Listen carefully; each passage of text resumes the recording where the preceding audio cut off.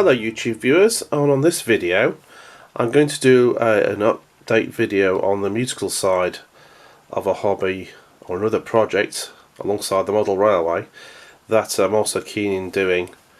What I'm trying to do perhaps for next year, I'm going through some old songs.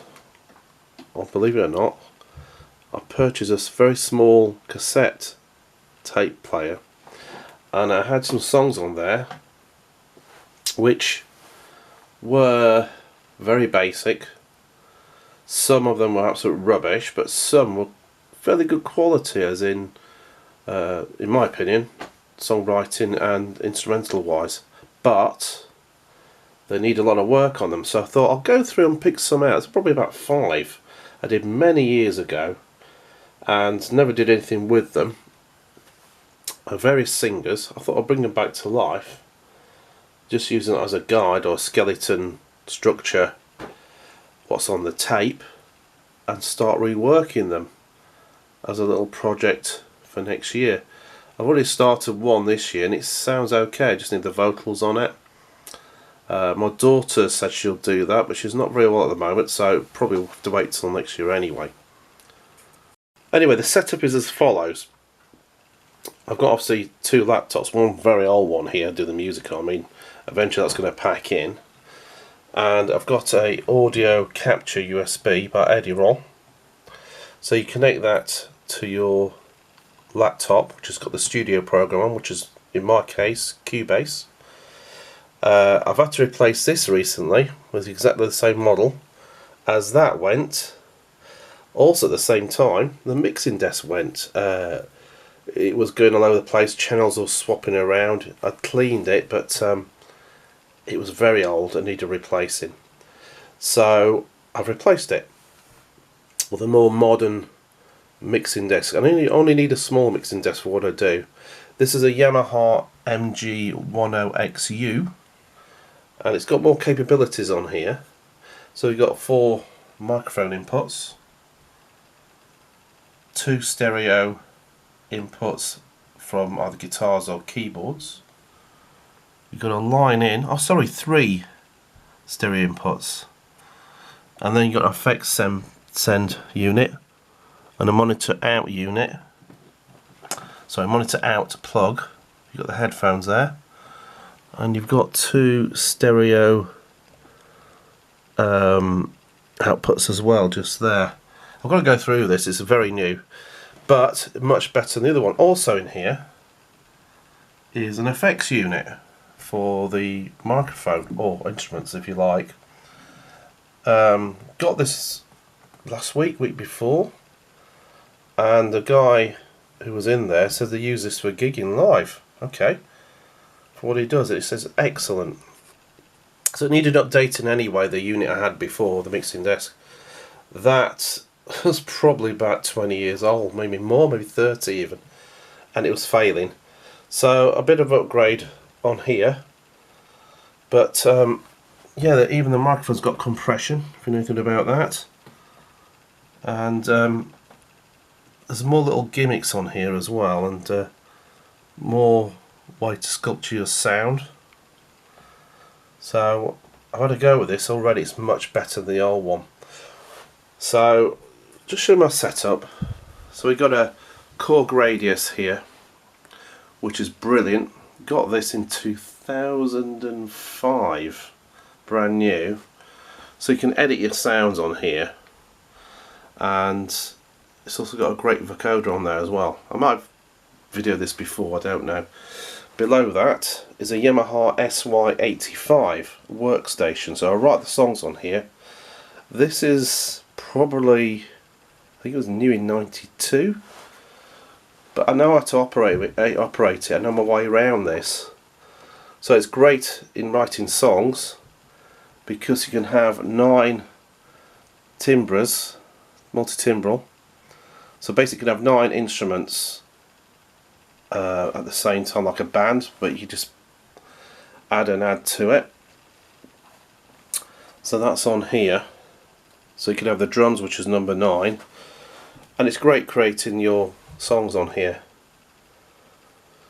and it's even got a floppy disk drive which is replaced twice, but that's the way it is. I know my way around this. So I think my brother said, are you going to update this machine? So not really. It's got a sequencer on there, so you can build your tracks up over time and store it on the the hard disk, what they call the floppy disk, micro disk, whatever they're called. It works. Yes, it's not the latest technology, but the orchestral sounds on here are really, really good. Anyway, we could view that at a later date if you're interested. But let's go back to the mixing desk. So on the effects on the microphone, if I turn up too much, you're going to get a bit of feedback. But hello.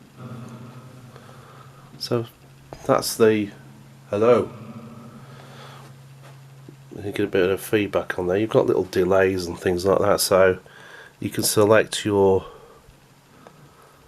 Let's go to number 11. Quite easy to select.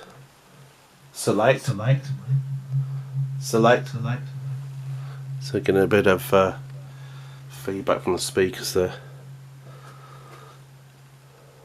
And then you got a strange, so you got chorus, and then you got a pitch shifter, which my grandson thinks is hilarious. He says do the baby voice, so here we go. Hello, hello, hello. Very strange. And they can turn it right down. Hello, hello. So it just pitches your voice in different tones. Hello. Makes it sound really weird, but my grandson thinks it's hilarious. But it wasn't for that purpose. If you're doing serious music, really. So that's a new mixing desk. I'll be doing more tracks next year, reworking some tracks. Sorry, is that repeating? Yeah, it's doing the baby voicing. Let me turn that off. Okay. So that's a new mixing desk. It's still doing it now. We'll turn that down. So I'm looking forward to using that. And this as well. So I've been working on a song here called The Road, which I wrote in early 90s, I think, early 90s.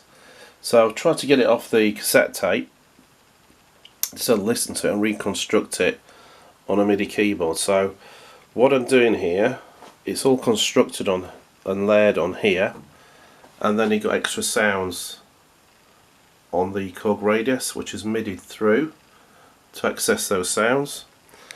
And yeah, it works basically.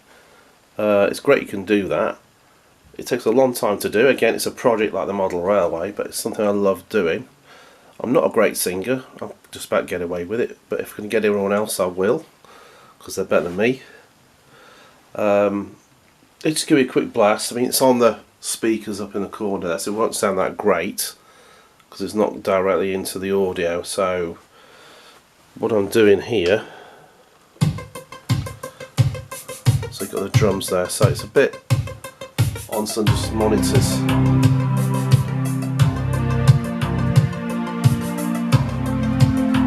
So that's just going through what I've already done. You've got a DX7 bass in there,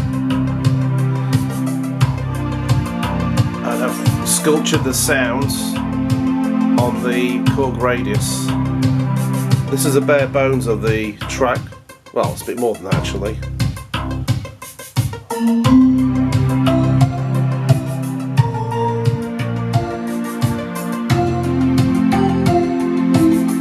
And I'll play over the top of that. They'll be vocally layered as well. We've got the monitor going on here. It's quite low at the moment. And it's filtered through the USB connection audio capture, which is limited as well. And that'll go into Cubase on the laptop.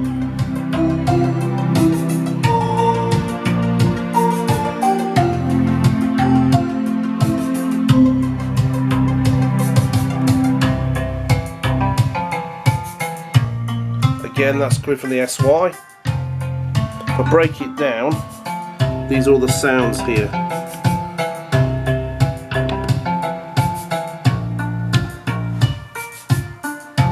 And then you've got some more drums kicking in.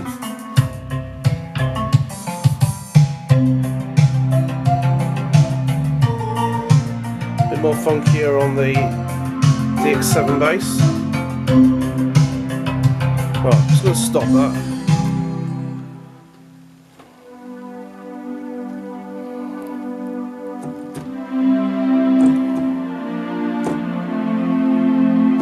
A great sound, that's called Movie, which is a string sound.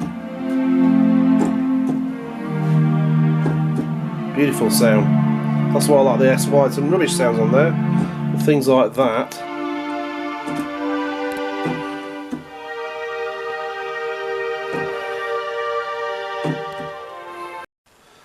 So what I'm doing, I'm putting the songs out there through Ditto Music. They're a distributor, and they're on places like Spotify, Amazon, many more, TikTok I think as well. I don't use TikTok, but the project name, it's not a band name, project name is Infinity's Destination. So basically it's either myself, but I have other people collaborating sometimes, like my daughter, friends can play guitar and contribute. It's a project, and over the years I've been working on it, but some have just left and done nothing. I thought, why not? So yeah, Infinity's Destination, you'll find it on Spotify. There you go, it's a little brief description of what I'm doing, and I'll upload the songs as we go along. So I've done one this year, two, but there's more to follow. Thanks for watching.